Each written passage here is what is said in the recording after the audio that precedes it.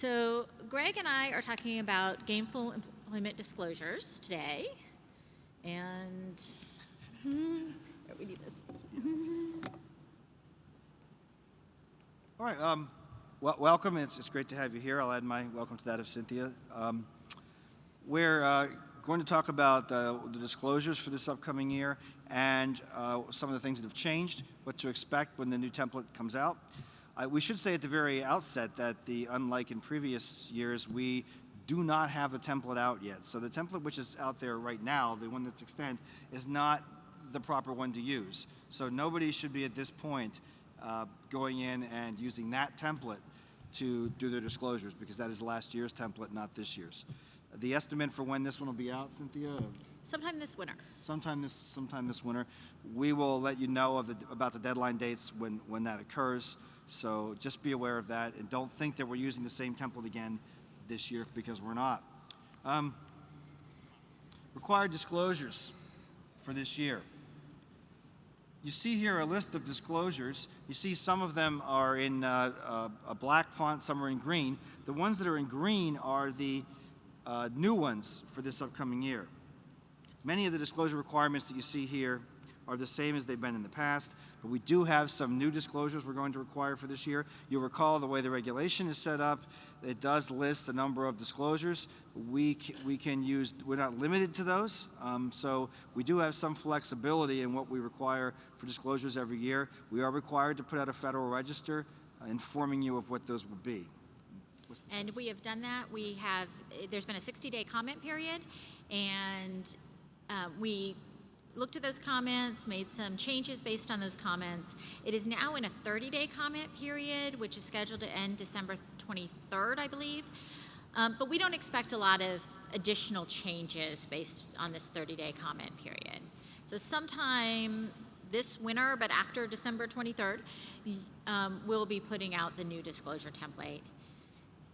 And I think you'll like the new disclosure. I mean, in as much as anybody likes to do disclosures, it's not a popular thing, but we've looked at it quite extensively over the past few months. I think the contractor who put it together did a very good job in making it user-friendly. It looks nice. It has a nice presentation. And when you go into the template, it'll basically walk you through all of the data input you need to construct your disclosure template. Let's just take a look at these required disclosure elements here. Walk through them, and again, the ones you see in green are new ones. Performance on the DE rates measure if the program is failing, and you'll see how all this incorporates itself into the template when we look at it. Yeah, and for the performance to the debt to earnings rate measure, what it'll ask you is, was it a pass-failure zone on the final rates? So if the final rates aren't out yet, obviously if you fail, you're going to have to go back and redo your template. But it's not going to ask you what exactly your measure is. It's just asking, did it pass fail or zone? And looking at the completion rate for students completing the program within normal time. If you're familiar with the regs, you know that there are other permutations of that in the disclosure regulations for students who complete within 100% of time, 150% of time. What we wanted to do with this disclosure is make it user-friendly for the schools, not overly burdensome for you, and also make it meaningful for the students, to the students for whom the disclosure is intended. So we considered that, and we've got some confirmation of this from focus groups, that what students are most interested in and most understand would be those students who complete the program in the 100% scheduled time for that, which most students hope to do at the outset of a program. So we're looking at the completion rate for students completing the program within normal time frame. That's the only one you have to make here. Tuition and fees charged for students completing the program within normal time. Total cost for books, supplies, cost of room and board. Remember that all those costs too are inclusive of the entire program, not just for a given year. And these are ones that have been on your disclosure template since 2011. So nothing new there. You shouldn't come as any surprise to you. The percentage of students, of individuals rather, who receive Title IV loans or private loans for enrollment in the program. Note that this one has in parens there that this includes non-Title IV students. We do have a definition of student for GE purposes, which is a Title IV recipient. So for all these other disclosure items that you see here, that definition holds true. And these would be only for Title IV recipients. There is one exception. It is this disclosure, the percentage of students who received a Title IV loan or private loan for enrollment in the program. Next, we look at median loan debt incurred by students who completed the program. estimated monthly payment amount, and we'll see how the template walks you through that and calculates that. The median earnings for program graduates, which we will be providing to you, the placement rate for students completing the program, and the occupations by names and SOC codes that the program is preparing students to enter. And also there'll be some information related to licensure. And the one other thing I want to note that's a difference between the disclosures that you've been doing in recent years and the disclosures you'll be doing in January 2017 is that it's not necessarily going to be the most recently completed award year. Which cohort of students you use for the completion rate and median debt is going to depend on the length of your program, because we want to get it within normal time. And we'll look at that now under changes to the disclosures. Now, what you're seeing here, in addition to the bullet points, is a actual capture from the from the Screenshot. Screenshot, thank you. Screenshot from the actual disclosure template itself, where you're going in and entering the information. This is not what students will see at the back end, but rather the preparatory part of the disclosure. So, just building on what Cynthia said, we're calculated by institutions under the current requirements. You'll be putting this information in, and the program will calculate this for you. The normal time, 100% to completion. It includes only Title IV students whose enrollment status was full-time when they first enrolled in the program. And the template is automatically going to determine the applicable completion cohort based on the program length. So here, when you enter at the beginning, we don't show this in this presentation, but when you begin to fill out the template, at the beginning of that, it will ask you what the length of the program is. And it gives you an option of, I believe, weeks, months, or years, right? Correct. You're going to enter that information in there. And then based upon that, we're going to look at, instead of looking at the students who completed and then counting how many of those students completed on time, the new rate will require you to look at a cohort of students who enrolled in a given year and see how many completed within normal time. We're going to provide the amount of time it would take for the student to complete that program. So that's what the cohort is based on. So looking at the cohorts for a program that is a one-year program, 1 to 12 months, for example, that would be 2014-15. And for a 4-year program, we would be looking at 2011-12, allowing for the requisite 4 years to go by of normal time for the student to complete. So looking at this screen capture then, enter the number of students who complete the program. Actually, that's not what the template says. It says... I think that's what the template says. All right. So enter the number of students who complete the program between July 1, 15 and June 30, 2016. Of the number of completers reported above, enter the number who completed the program in the normal time frame. Oh, you know what? The screenshot is wrong. It's wrong. You're right. There's a little flummox. Sorry about that. He's right. This is a screenshot from the old... this is the way it used to be. This is the way it used to be. It's not how it's going to look now. How it's going to look now is how Greg was describing, where it'll tell you, okay, you're looking at the, let's say, 12-13 award year cohort. Of all those who started, how many completed 4 years later, which is more akin to how you do it for IPEDS reporting. It's how you do it for student right to know disclosures. So we're going to change it here, and for gainful employment, it'll be a similar type of calculation. The good news is that the template is actually going to do all this for you. So again, just so you're not confused, instead of doing what this says, which is look at of those who completed, then counting how many completed on time, we're looking at the cohort of students, and then the whole cohort of students and how many of those completed within normal time. So you wouldn't start out with a number who completed. You'd look at the total, just the cohort who came in and enrolled at that period of time, and then looking at those who completed. It's a lot more, I think it's a lot more of a useful metric than is this. So we are sorry about that. But hopefully you understand how that works. Okay. This, however, is correct. I wish we could show you it on the template, but this shows you the way it'll be calculated. And again, when you look at the actual template, this will make, I think it'll make a lot of sense to you. I've looked at the template a number of times. I'm not particularly adept with things technical, but it did make a great deal of sense to me. Step 1, just building what Cynthia said, or reiterating what Cynthia just said. Determine how many students whose enrollment status was full-time on the first day of the program during the cohort years specified by the template. You don't have to figure out what those cohort years are. We'll give you that once you enter in the length of the program. So again, just using the example of a 4-year program, the cohort would be 2011-12. So determine how many students whose enrollment was full-time on the first day during that cohort. And then step 2, determine the number of students in step 1 who completed the program within the time period specified by the template. That's going to be the normal 100% completion time.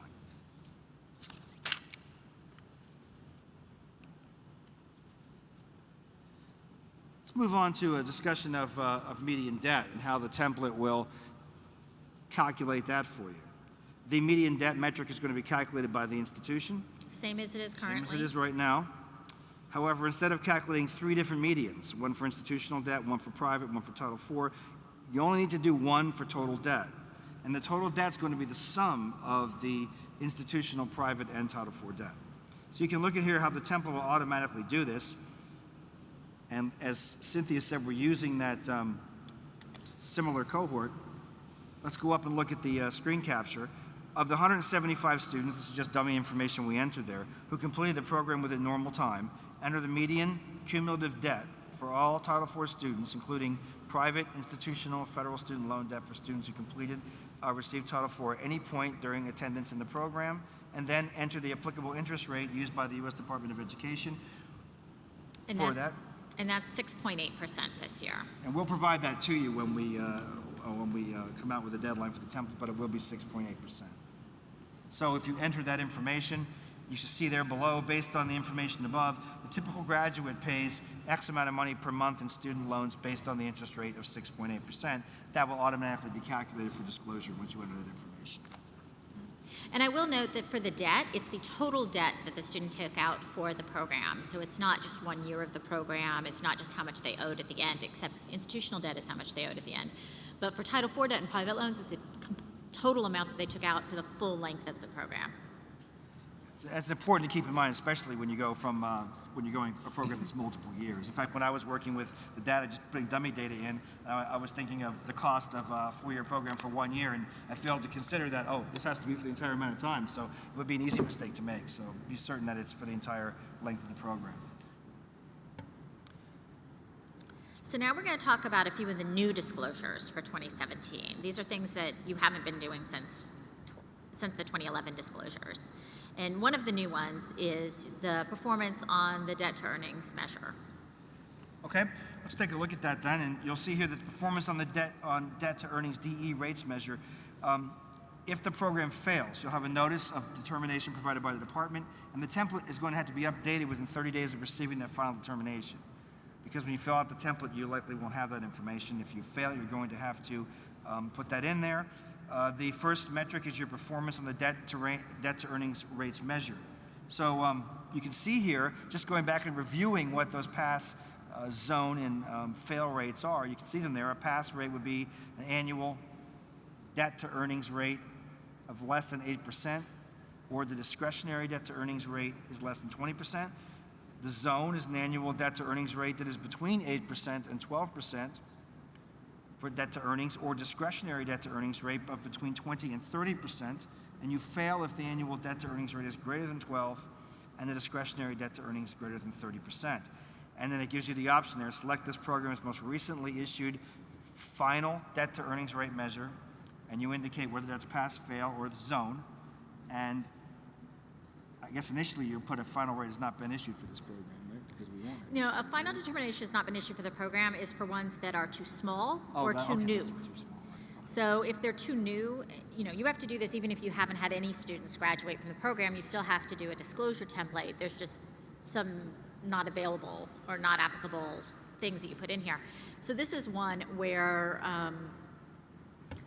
if the program's too small or too new, you'd put a final determination has not been issued for this program. Yeah, and this is another case where it probably behooves everyone to kind of wait. We'll get the new disclosure template out sometime this winter, but if you think the program might fail, you probably want to wait until you have that final determination notice so that you don't have to redo this twice.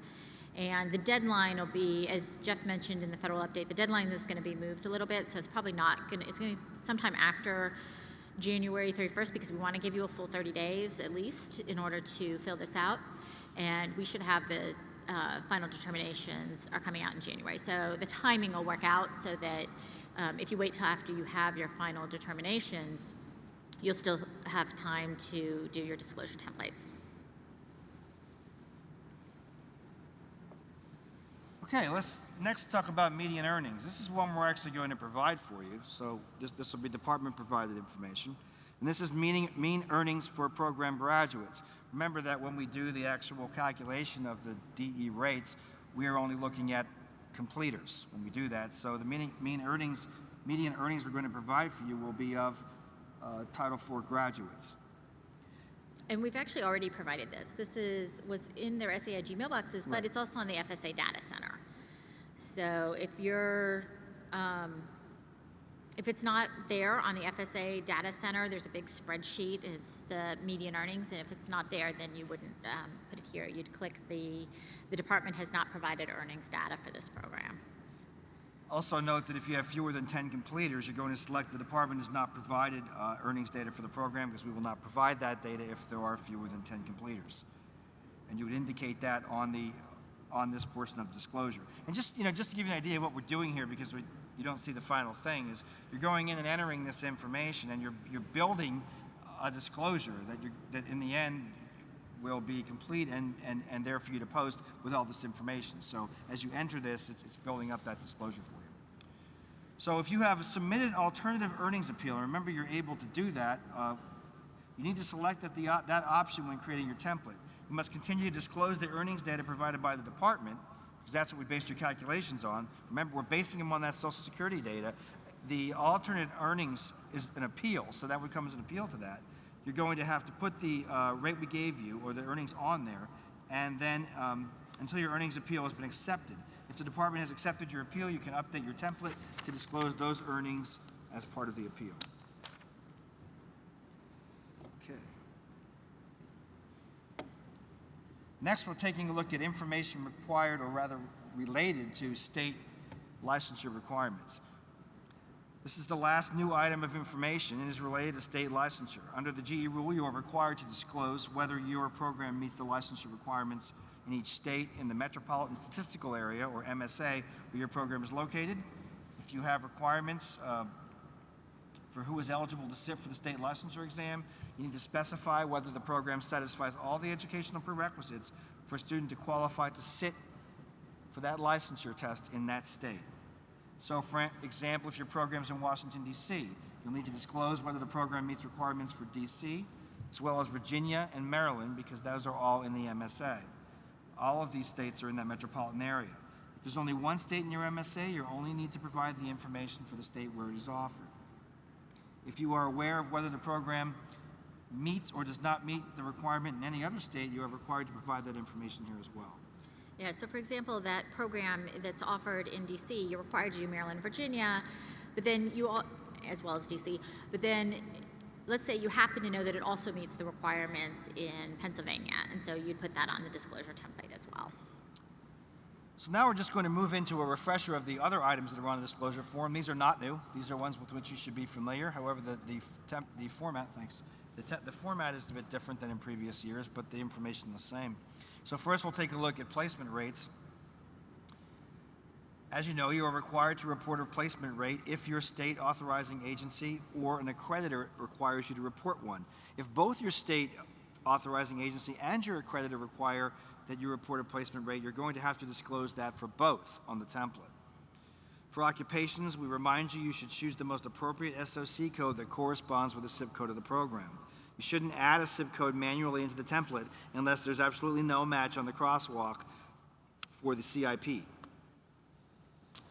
Okay, let's take a look at... Yeah, and if you are finding that there's no match on the crosswalk, or there's a match on the crosswalk, but you don't think it's the right SOC code, the right occupational code for your program, then you probably need to work with somebody at your school to figure out a better SIP code for that program, because those codes are supposed to match up between the classification of instructional program SIP code and the standard occupational classification, the SOC codes are supposed to match up. So if you're seeing a disconnect between what you're preparing the student to do and what the Department of Labor says this is what the occupations are, then you probably need to pick a different SIP code. Okay, here you see the actual output that results from the information you put into the template that we were just talking about. So everything we talked about previous to this, you've been entering the information. In some cases we showed you the screen captures where you do that. And then when all that is done, you can build this template that you see here. There are two of them. The one on the left is the standard disclosure template, and the one on the right is for a program that's failing. The upper template will look like the template if your program is failing. You're going to see the one on the right-hand side there. Notice you see the warning with the exclamation point on the failing template. You can print this out as well for hand delivery to students, so it's pretty versatile in that regard. I think you'll see from these screen captures that the template is a little prettier than it has been in the past. We made efforts to make it more appealing to students. And so basically, if you go through all this, you can look at all the information we just talked about and how it builds into the template itself and the way that it's disclosed to students. For instance, you can see students borrowing money, program costs, students graduating on time, graduates who get jobs. So these things are worded in ways which we feel will easily convey that information to the students for whom this is intended. Right, I will note that as you've been building to this disclosure template, you've been putting in information, and then it creates this output document that then you have to save on your own system and put on your website and print out and use for your disclosures and warnings and the other things you have to do. The Department of Education does not save any of this information that you're putting in on the template. So if you say, oh, I made a mistake, I need to update it, you're going to have to start from the beginning and do the whole template again, because we don't save the information for you. This is just a disclosure, not really an information collection from the department. On the next slide, here you'll see what we just looked at back here, broken down by section, give you an idea of what it looks like. And we didn't put any data in here, but you can see the fields. The percent of students who complete the program within program length, we discussed, that was the initial data element that we discussed. And then the program costs, it gives the student what the cost will be for tuition fees, book supplies, on and off campus room and board, for on-campus room and board. If you have those different costs. If you don't, there's a section to click when you're building this that you don't have a different cost for off-campus, and just wipes out that field completely.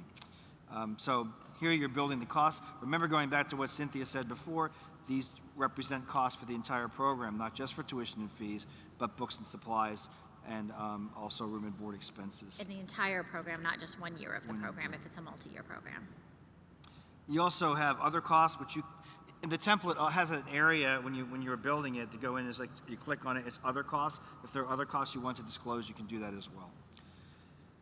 It also gives you, prompts you to enter a website where students can go to find out more information on the cost of the program, and so by clicking here, it will take the students to whatever URL you designated. Next is the students borrowing money, percentage of students who attend this program who borrow money to pay for it. And then we have the typical graduate leaves with X amount of money in debt.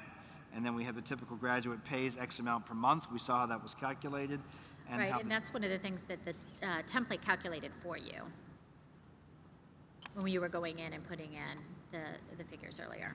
And when you put that median debt in, it calculated what that monthly rate would be based on the interest rate that we provided, which is 6.8%.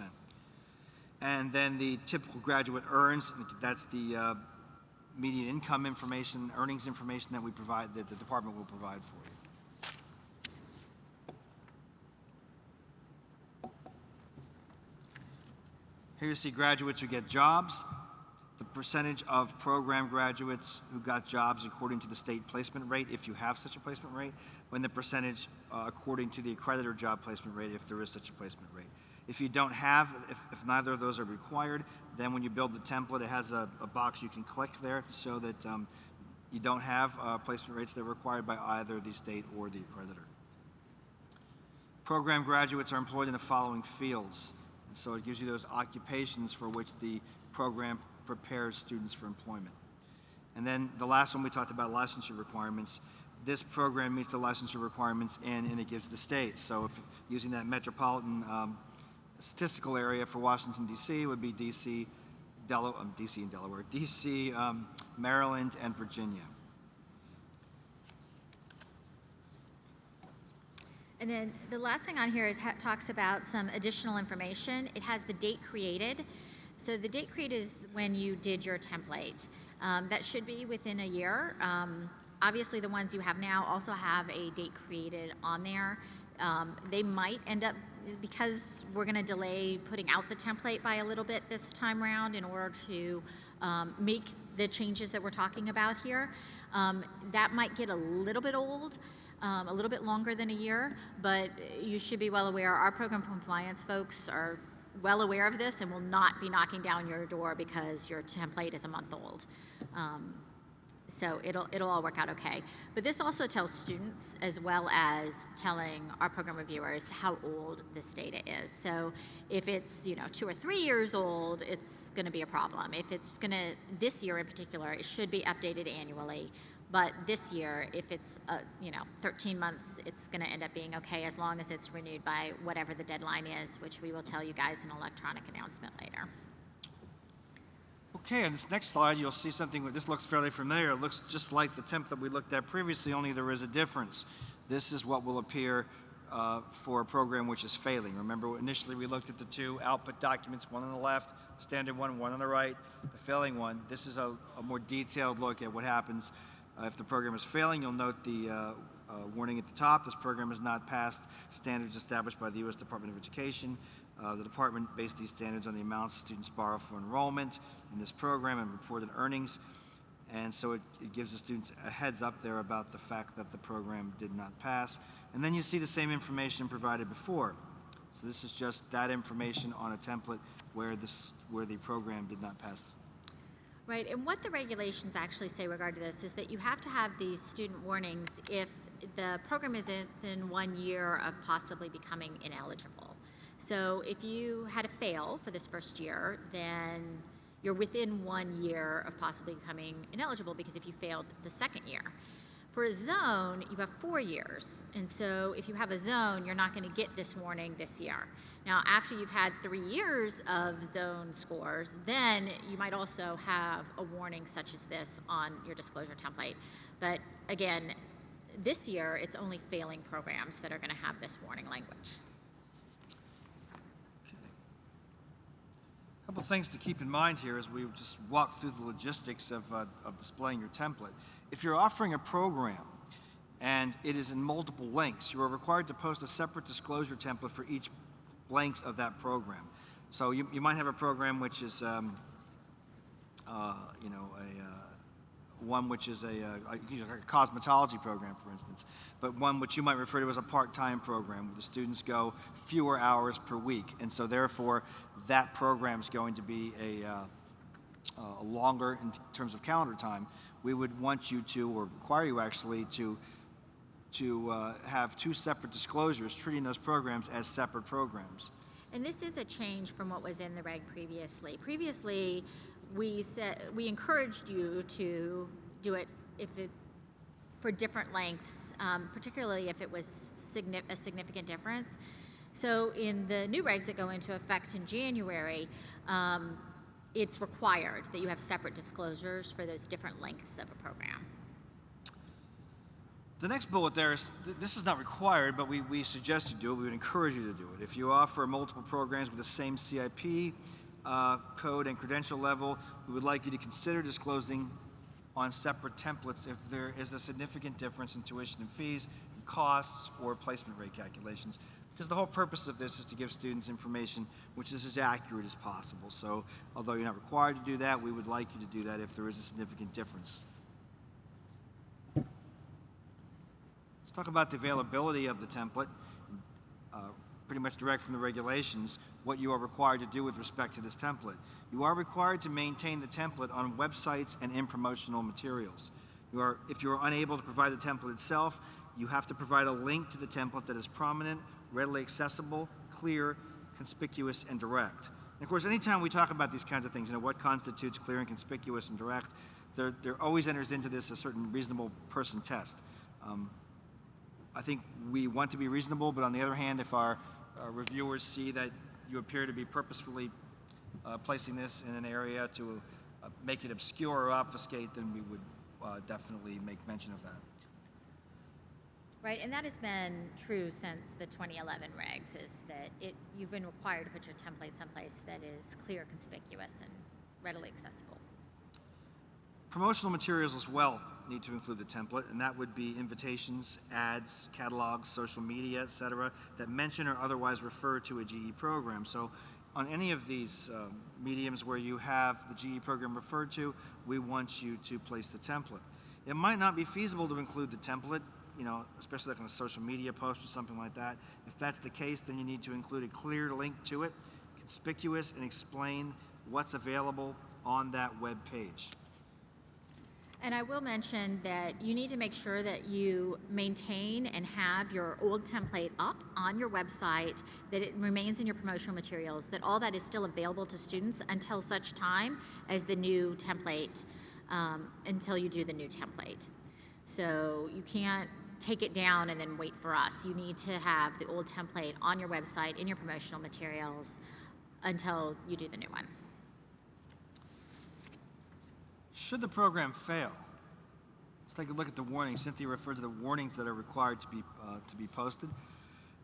We will obviously inform you if the program is a failing program, and within 30 days of receiving that final determination, you must provide a warning for currently enrolled and prospective students. And there's the warning language.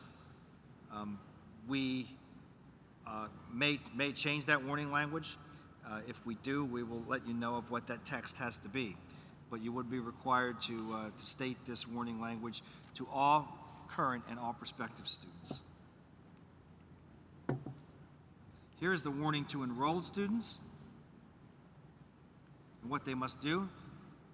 Describe the academic and financial options available to those students to continue their education in another program at the institution, including whether these students could transfer credits earned in the program to another one and which ones would transfer if the program does wind up losing eligibility for Title IV funds. You need to also indicate whether or not the institution will continue to provide instruction in the program to allow students to complete and or refund tuition fees and other required charges on behalf of students, and explain whether students in the program could transfer those credits earned to another institution. So these three items are things that, in addition to the warning language that you have to give to all current and prospective students, these three things you also have to make sure that you give to all the currently enrolled students.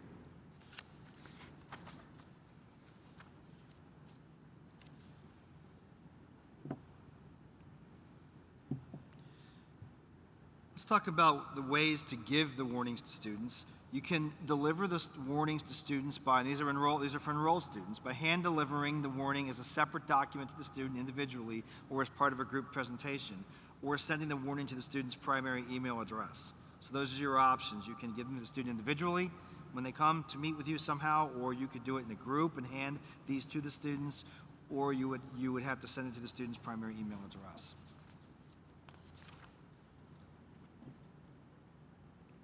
If you send the warnings to an enrolled student by email, there are some requirements that are attendant to that. You have to ensure the warning is the only substantive content of the email.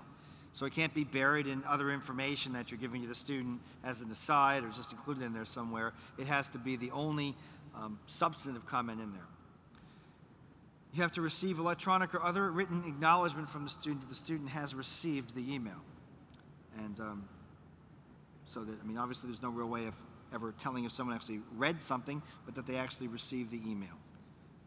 Send the warning using a different address or method of delivery if you receive a message the email could not be delivered. So if your system kicks it back and says it was undeliverable, you have to have a different way to deliver that message to the student and that warning.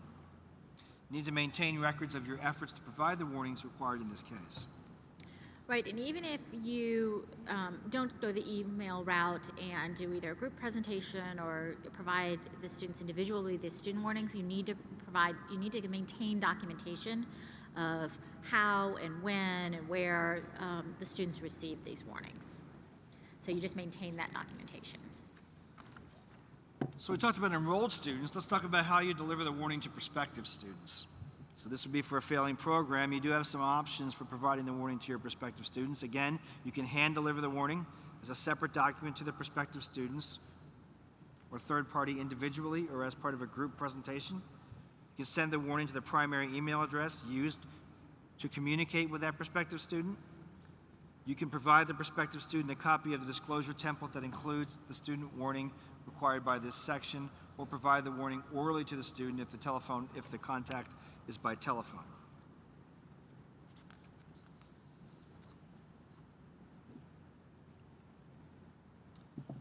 So what are the rules about when you have to do this for these prospective students? Before you enroll, register, or enter into any financial commitment with a prospective student, you must provide the warning. You may not enroll, register, or enter into any financial commitment with a prospective student with respect to that program earlier than 3 business days after you first provide the warning to the student. If more than 30 days have passed from the date you first provided the warning, 3 business days after the institution provides another warning. So we require you to update that warning to the student so that he or she is aware of that and has time to digest that to make a decision as to whether he or she wants to enroll in the program at that point. And remember, this warning, you have to give them the very specific language. This program has not passed standards established by the U.S. Department of Education. The department based these standards on the amount students borrow to enroll in this program and their reported earnings. If in the future the program does not pass the standards, students who are then enrolled may not be able to use federal student grants or loans to pay for the program and may have to find other ways, such as private loans, to pay for the program. Again, we have these standards for email transmission to prospective students that were pretty much mirroring the ones we looked at before. Only substantive content of the email. You have to receive electronic or written acknowledgement that the student has received the email, and use a different address or method of delivery if that email is kicked back, and maintain records of your efforts to provide this to the student. Let's talk about deadlines. We're going to provide notice of timing and future communications on IFAP. You will be given at least 30 days to comply with the disclosure requirements once all the materials are available. And all warnings must be provided within 30 days of receiving a final determination. So we will be in communication with you hopefully soon about the upcoming template and when it will be out and available for use. And so not only the template, but there's also a user guide that goes with the template, and all that information will be available before the 30-day or more clock starts ticking on when you need to get your disclosures completed. And speaking of those resources, let's take a look at those here. The GE disclosure template itself, and this is the site on which it will be, the address on which it will be displayed. And in addition, on the GE information page on IFAP, there's a section on resources that will then take you to this page that's on the site, that's on the slide. And Cynthia mentioned the quick start guide. There will be no bulk file upload tool for the upcoming template. The problem with there are issues with bulk file upload tool. We provided it in the past, but it creates a lot of issues with making changes to the template in the future. So because it was considered awkward, didn't work very well. With the upcoming, this last year, we did have the bulk upload tool available, but for next year, there will just be advised that there will not be a bulk upload tool. So, but you will have your quick start guide there. The template application itself will be out there on the website for you. And there is a help desk. You can contact as well for questions you have about the disclosure template. You see the number listed there. Please do not use this number to make inquiries about the Regis alternative earnings survey.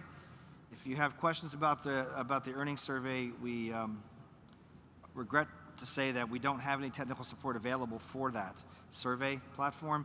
And if you call this number, they will not be able to help you with that. This is for GE disclosure related questions.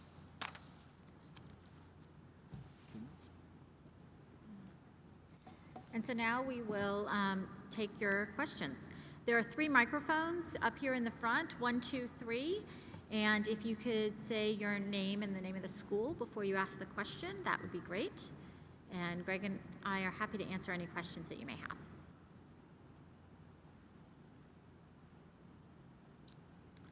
Yes, microphone number 3. Hi there. This is Teresa Drzwicki at Laureate. If a program isn't in a warning status, is there a requirement to send them the disclosure template?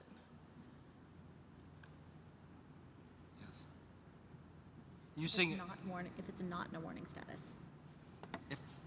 if the program's not in a warning, I'm sorry, to send what, you still have to make disclosure template available to Correct. students, right? Like via the web and. Right. Right. But I don't have to email the student and acknowledge that they've seen the template if it's not in a warning status. I believe you do. Right? Let me just double check that. This is 4-1. You have to email the template, right?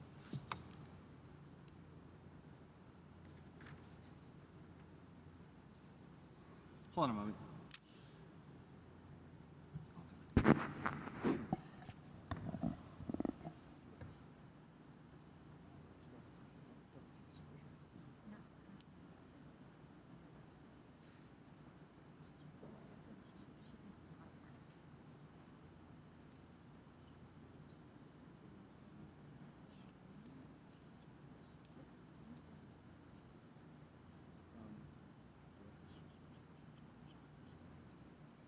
Any prospective student.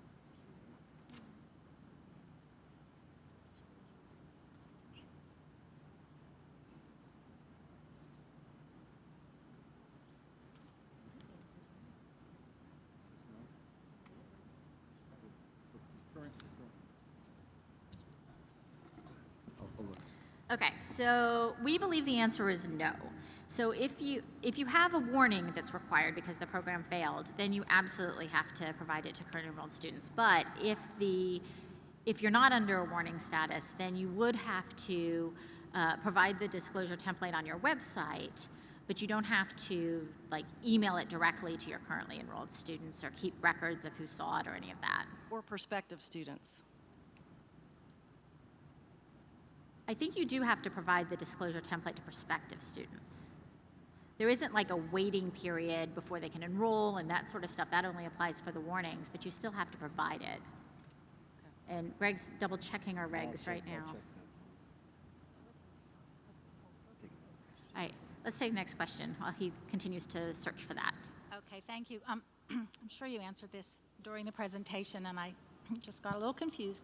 It's with slide number 3 about the changes to existing disclosures for completion rate. That third bullet that says includes only Title IV students whose enrollment status was full-time when they first enrolled in the program. Is that information that you pull based on what we reported on NSLDS, or is that something that we determine and put a number in of That is field? something that you would determine, Okay. and you would put that number in. So you would look, once you know what award year to use, which you know because of the length of the program, Right. then you would look at all students in that award year, in that cohort, that started full-time in your program, and then those are the students that you'd look at going forward. Okay, thank you. Thank you. Number 1. Hi, my name's Deb Dew. I work with Attain. If your program is in a warning status and you need to notify prospective students, it said you could do that on the telephone orally. Yes. If you do that, do you need to provide some kind of documentation that you did that, and what? Yes, so you would need to maintain a record that I had a conversation with this student on this day and I provided them the warning. And you need to like document, who you talked to, how you talked to them, that you did it, the date, that sort of thing. Okay, thank you. Back to number 3. Hi, I'm Alexis from Northern Essex Community College, and I have a couple of questions. Is it still valid that if you have less than 10 students in the program, you don't have to report certain items? You would not include certain items on the disclosure Right. template. So you wouldn't be calculating a completion rate, you wouldn't be calculating a median debt. Right. But you still have to do the disclosure template. Right. So the template will still do that when I put it in that we have less than 10. Right. Yeah, okay. And then for the passing zone and fail, we had a program that came through with 0% debt to earnings and 0% discretionary income. I assume that was passing because it was less. And then we have many programs that no determination could be made, even under the 2-year or 4-year, because most are stackable credentials, and they go on for associate's and bachelor's degrees after the certificate. Do those go in as pass or unable to be determined? Those go in as unable to be determined. Okay, thank you.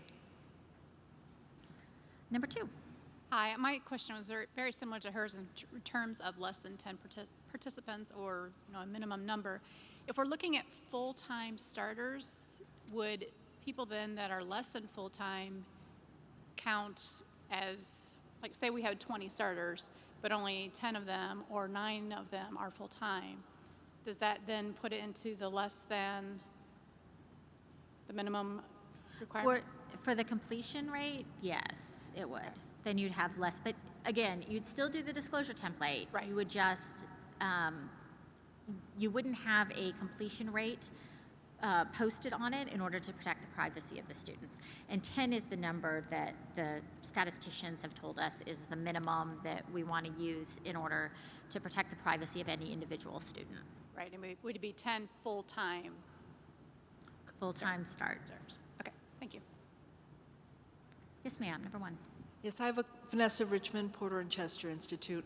I have a couple of questions. First is around the requirement that we provide separate disclosures for programs that are of different lengths.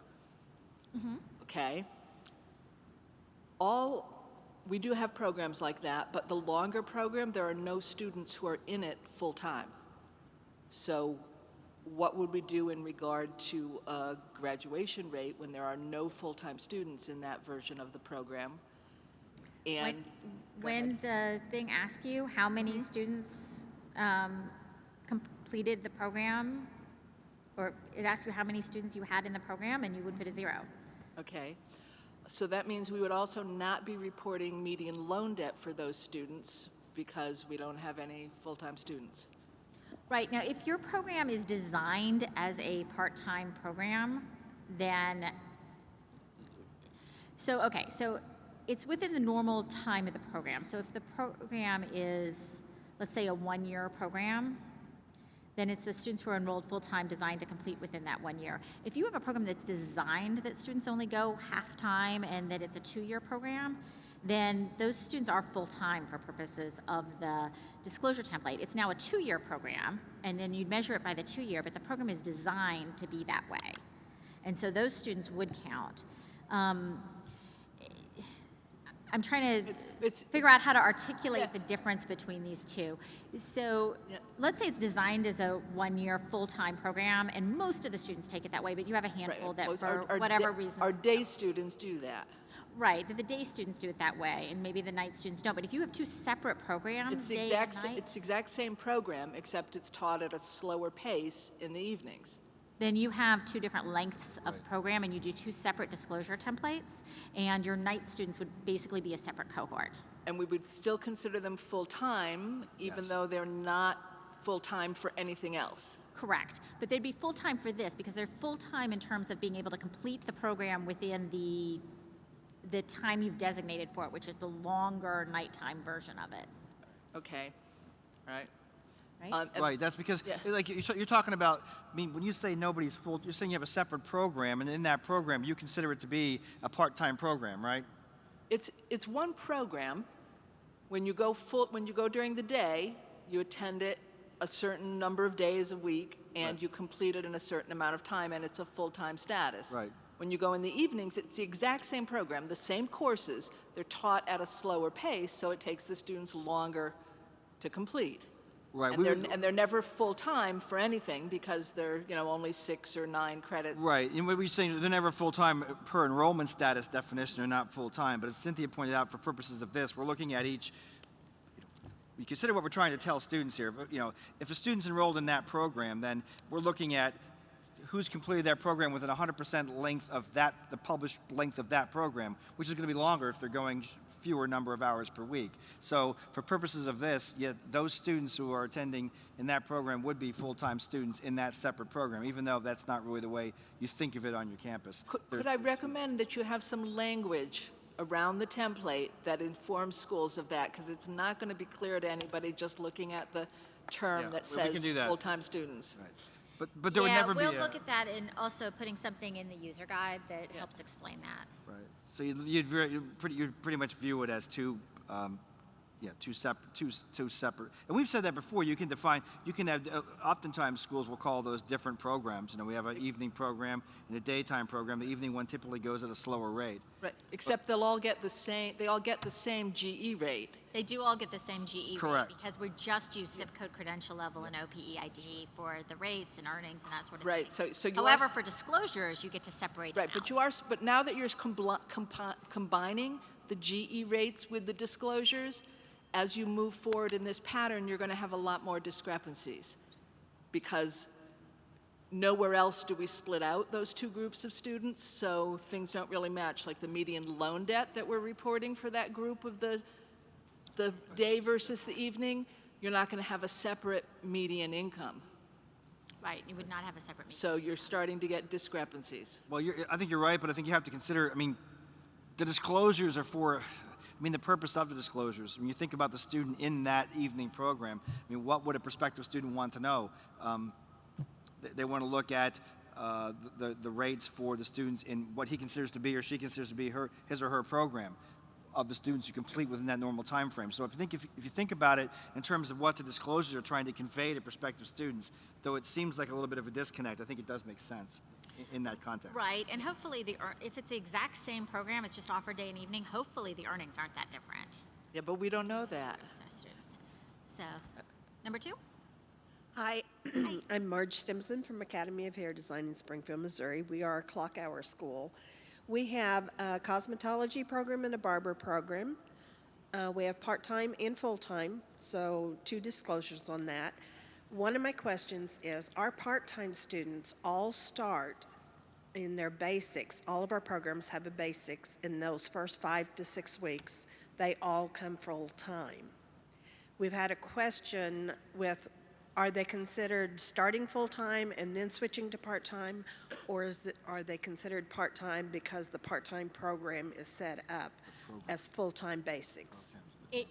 You would do 2 separate disclosures, and the Right. students who are in the part-time program, even though they're going full-time for the first 5 weeks, they're in the separate program. So they're in this part-time program or in the full-time program. Okay, when we do any GEs, I think we ran into something that said for any full-time students that completed the program in the planned time frame. A part-time student wouldn't be included in that, correct? But you had just mentioned that you considered them in 2 separate programs. Right. So whenever we're doing the thing, we're just doing the full-time program as the full-time. We don't count part-time basics as full-time at all. Well, I mean, when we say only full-time, I think that we're looking at that in the traditional definition of the word. Like if you're saying, for instance, make it easy, I've got a 2-year credit hour term-based program, and I'm reporting for that, and I have full-time students going 12 credit hours a term, and that's what we want reported. Obviously, if I'm in that program but only taking 6 credit hours per term, I'm not going to finish In 2 years. in 2 years. So we want the 100% completers, which is why we go with full-time. When you start talking about some of the things you're talking about where you have separate programs, there really are separate programs. You're calling them part-time, but they're basically for students who don't want to take this program with this many hours per week, so I'm taking this one over here with these fewer hours per week, and you're calling it part-time, but for purposes of the disclosures, you're really looking at those students who are attending that program per the schedule of it being they're full-time for this purpose. Yeah, you have 2 different program lengths. Okay. So it's the students who have, who are expected to complete within the normal time to completion for that program. And so for what you call your part-time program, they just have a longer program length. Okay. The other question, if a full-time student, they come in as a full-time student, something happens, we live in a rural community, they have to switch to part-time. When we report them on the final reporting, they would actually be considered a full-time student, but they did not complete in the correct time. Right, so you might not have a 100% completion rate Okay. within normal time. That's Thank correct. you. Before we move on, I just want to point out one thing about the direct distribution, not the warnings, but if you're talking about, I think the question was of the template itself. Yes. That's the email distributions to prospective students, and that would be irrespective of whether there was, I have too many perspectives going on here. That would be regardless of whether or not there was a warning in that case. For the prospective For students, but prospective not students, enrolled. Not enrolled students, yes. Just want to clarify that, and thanks for asking that question. Just took us a while to process that in our heads. Thank you. Microphone number 1. Hi, a couple of quick questions. Since we are capturing in the debt to earnings outcomes the zone or not determined, can you clarify, since the only outcome that would publish on the template itself would be failing, is there a reason that we're capturing the other outcomes? So in future years, that will make a difference. It doesn't actually make a difference this year. But I think that they put it on the template thinking that, oh, that functionality will come into play in a couple years from now when zone makes a difference. And also when it matters, which year it was. Okay, and then in terms of completion rates, is there an exemption possible for students who pass away or students who are called to active military service? There are not any exemptions in the completion rate. If you had an inordinate number of those for some reason, there is an information text box or something. You can add some information to the template, but there aren't any exceptions. Okay, sorry, and 2 quick more. The licensure piece, since that's new, if for distance education programs we're offering in 50 states, is there an expectation or guidance from the department that we would populate all 50 states with the outcomes of whether the licensure meets As or of doesn't right meet? now, it is within the state in which you are located. Okay, that's the only expectation is that As state. of right now, it is within the state in which you are located. The new state authorization regulations the final state authorization regulations have not come out yet. And when they do come out, they will not become effective until the following July 1st. So it's not an issue for this year. It'll be the state in which you are located. Okay, and then lastly, sorry, can you confirm that the 30-day clock will start at the later of either the final release of the debt to earnings outcomes or the template release? It'll be after the template release, but it's not necessarily a 30-day clock. You'll have at least 30 days. Okay, thank you. So it might be some more extra time. But it's when the template will be released. Yes, number 2. So back to the conversation about disclosures to prospective students, even if you're, passing. So just, if you could just provide some guidance on the regs say, before a prospective student signs an enrollment agreement, completes registration, or makes a financial commitment to the institution. So a financial commitment would, I would assume, be a deposit that they make to the institution. Essentially, they accept our acceptance of them. I'm sorry, come again. I'm not sure I quite understand what you're saying. I'm just trying to define at what point we need to send these disclosures out to prospective students, the definition. So it says before Right. a prospective student signs an enrollment agreement, completes registration, or makes a financial commitment. So for me, at my school, they wouldn't be signing an enrollment agreement or registering or making a financial commitment until they're accepted. Okay. So I would tend to think that we'd have to send the disclosures out at that point once we accept the student. Am I in? I'm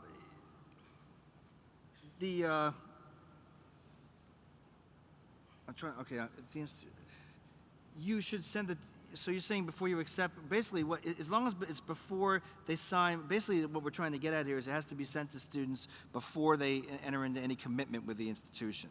So, you cannot wait till the student has actually enrolled or actually made a commitment with you to send that out. So that's why we say any kind of financial commitment, which would be any commitment under which he or she owes you money, whether you can't enroll that student in the program or even have committed or completed the registration process. So it sounds like in your case, until they're admitted, none of this stuff happens. So then Correct. I think in your case, yes, it'd be after it. They got After admitted. acceptance. Okay, Right. got it, thanks. because it doesn't say acceptance, it's registration. It's basically obligating the student, and acceptance doesn't obligate the student to attend. Number one. Yeah, somewhat similar to that, but just a little bit different. For a failing program, during the enrollment cycle that may occur from spring to fall enrollment, how many times during that cycle would notification have to happen? Only once, basically thinking that some students will be in the pipeline for 6 to 7 months, and others may just have 4 weeks to 6 weeks once the calendar compresses and we're looking just at summer with a fall start. So am I communicating back to the campus that if we do that one initial notification early on, that we're not obligated to go back to that student again before registration occurs in July and say, we just want to make sure if we can document that we did do the notification, knowing that we might have some students in July that their pipeline of recruitment was very, narrow in the fact that they may have only started communication with the institution in June or July. So their communication is going to be at that point where someone else may have been earlier. So if it's been 6 months or more since you gave them the warning the first time, you have to give them the warning again. So there is a time limit based on how long that has elapsed. Yes. Okay. So if you gave them the warning once and then 6 months later they're entering into the financial commitment or enrolling or registering or something, you have to give them the warning again, and then you have to wait the 3 days. Okay. Another question that has been posed from my IT folks and from our student service system, what generates from them as far as reporting, is this definition of median loan debt and how we are capturing that, and is whether or not we are capturing all the loans, which are just direct unsubsidized and Graduate Plus, and looking at the total bulk of those loans for all the students that may be in that cohort, or do we separate them out by loan type with the...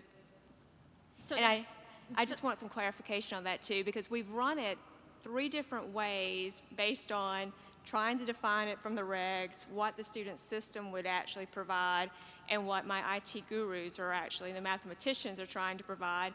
And unfortunately, we're getting some differences there in calculations. And so what we've done in the template is try to go back to the regulation, and then in the disclosure boxes, just said, please be advised, we have, to our best ability, calculated this.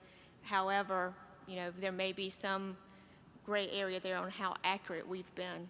So it's not separated out by loan type. Okay. Let's say that, to give you a more concrete, let's say that Greg has an unsubsidized loan, has through the several years of this thing has racked up $10,000 in debt. I have both an unsubsidized loan and a Grad Plus loan, and I have $30,000 in debt. You only have a Grad Plus loan, and you self-paid most of it, only have $5,000 worth of debt total for the entire program. So you look at the median number for that, which would be Greg's $20,000. So you add up the debt that each student has, put them in a long list, pick that middle number. If it's a even number, you average the 2 that are in the middle, and that's how you get the median. So we are correct in the fact that it's the comprehensive total of what they've borrowed through their entire period of enrollment, but it's the individual of sorting it back by the student that's in that cohort. Correct. Thank you. You got it. Microphone 3. Okay. With direct distribution again, for non-warning programs, is that also timed with the release of the new template? Have to be. Yes. Yes. Okay. It's not the current template. Okay, It's the new just one. want to make clear. And then, are we limited to email? If we want to do it in an electronic means, like if there's a portal, can we direct the student to the portal to acknowledge that they've seen it, or?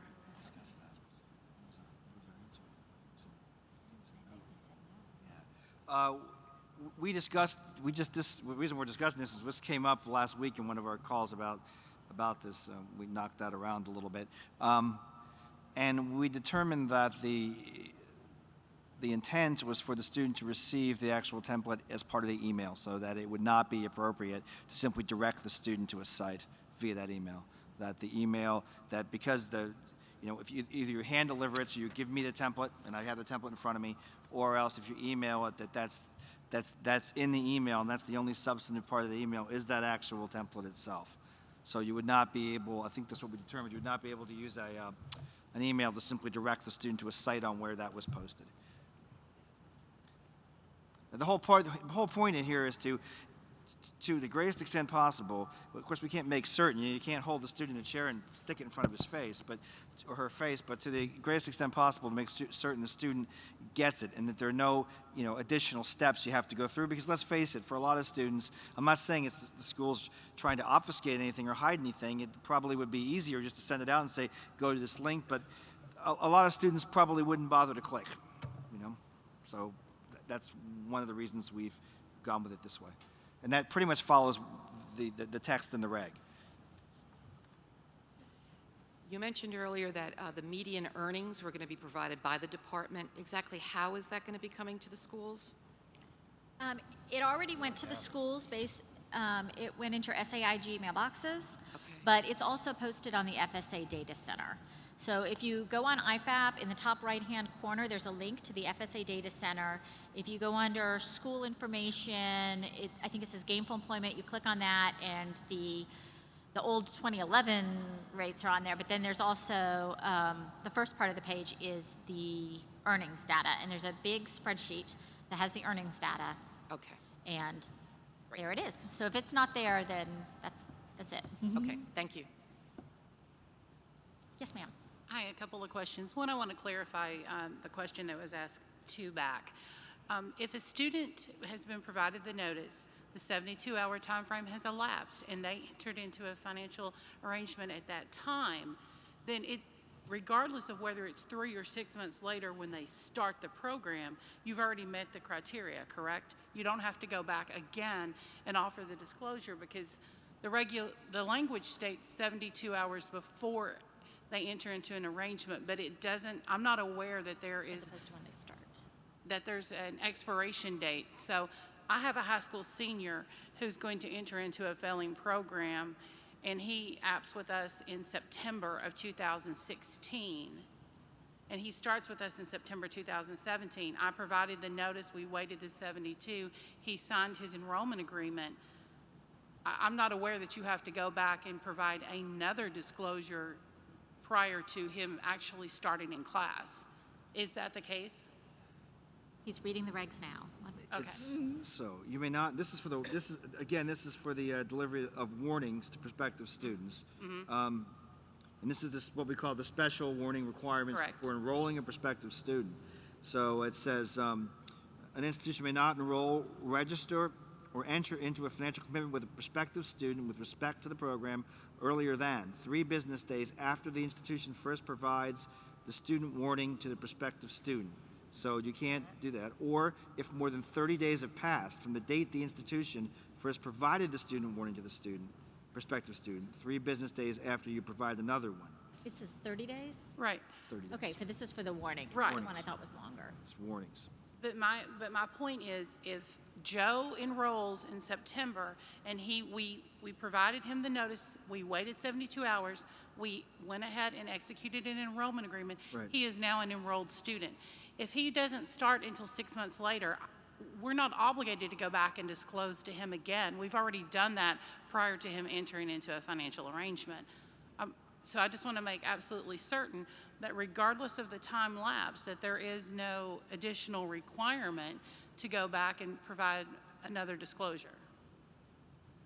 I wouldn't think there would be another, as long as they did it, as long as you did it according to the regulation. We don't say anything, there's nothing in here which makes, Sure. with respect to when a student starts classes. It has to do with when they enter into the commitment. So it's That's fine. not enroll, register, or enter into a financial commitment with a prospective student. Once the student's done that, if you showed them, if you abided by these rules you didn't do that any earlier than 3 business days after you first informed the student. And if you informed the student and more than 30 went by, you gave it to him again, and that's before the commitment was made, then we don't have any regulations that would speak to how long the time period elapsed between when that was accomplished and when the student actually started taking classes. I mean, it might be maybe a best practice, but at that point, the student's already entered into the commitment. And the whole purpose of this is to give the information to the student prior to the commitment. So the student's made the commitment now, correct? Right, and I just wanted to clarify, because with the answer that was given a moment ago, I'm not sure that was understood, so I just wanted to clarify that. Yep. I have two additional quick questions. One, for placement rates. If you are not required by your state or your accreditor to publish placement rates, then you are not required to publish them as part of the disclosure, correct? Correct. That's correct. Okay, and three, when we're talking about the Reg 412E, which states that you must provide this disclosure template to every prospective student prior to entering into a financial arrangement, I have a question that I posed out to the GE group, and I was just wondering if you may be able to answer it, and that is, if we place on our enrollment agreement, we have our enrollment agreements, our applications are online, they're all electronic. If I remember this question. Yes. I'm waiting. Yes, we have had that discussion, and I want to say we're probably still writing up the answer to that. So hold tight on that one. Okay. All right. So thank you. All right, And then I'll just stop with it then. All right. And last question, because we are about out of time. So my question is in regards to a student that we consider prospective before they've made any kind of agreement to the institution, they declare as one of our GE programs, we give them the disclosure template, all is good. Student before the semester starts changes their major to another GE program. Do I have to provide them a new template or disclosure for that new program, even though at that point they've already registered? Yes, you do. Yes, you do. Because they've now changed programs. So yes, you do have to provide them a new template. Okay, thank you. All right. Thank you all. Thanks very much for your time. We appreciate it.